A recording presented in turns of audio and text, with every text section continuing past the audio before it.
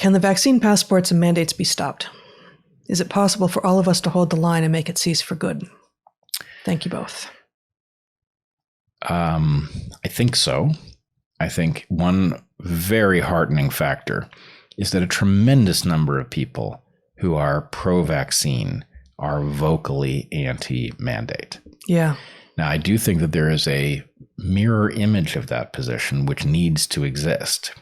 And this is certainly my position. There are circumstances in which a mandate could be justified. We aren't remotely there, right? It would take an extraordinary situation. It would be a different disease. It would be different vaccines. It would be different public health authorities. It would have to be all three of those things would have to be different and up to the challenge. Not this disease, not this treatment, not these authorities. Right.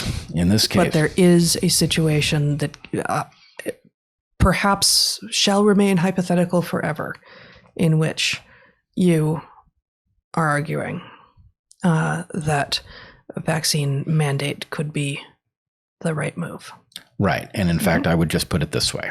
It is a special case of the social contract. And the thing on the other end of the mandate has to live up to its side of the contract. Right. And in this case, it is in breach of contract across so many different domains that there's no frickin' way this thing has the right to mandate this, especially over this disease, right? Especially given what it is it's mandating.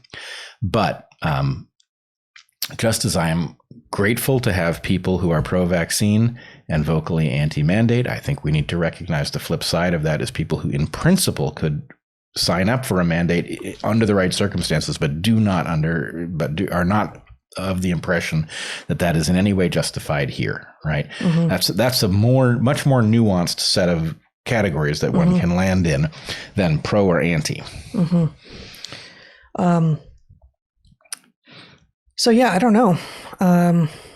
That Southwest Airlines thing from a week and a half ago or so looked promising, and then it disappeared. Well, but here's the problem. Canada's moving forward on crazy. Here's the solution. The mandates are facing a lot of people who will not accept them, either out of principle or out of medical concern or both. I don't know what the world looks like if we unperson some substantial fraction of every profession that faces a mandate.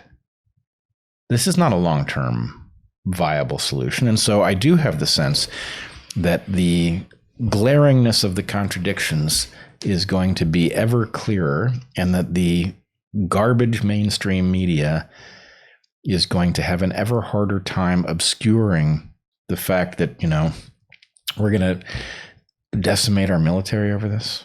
Are we so sure that's a good idea? Right? Our police? How can that possibly be a good idea? Air traffic controllers, pilots. Really, we're going to do this to all of these essential, what did we do when essential services were the question at the beginning of the pandemic, right?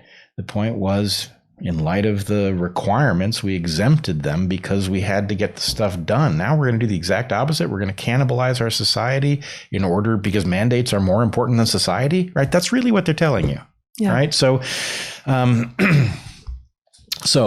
do think, yes, I do not underrate at all the terrible prospect of having to choose between your job or worse, your career, and a completely unjustified mandate. But I will say I'm heartened by the number of people who have said, actually, this is an uncrossable line.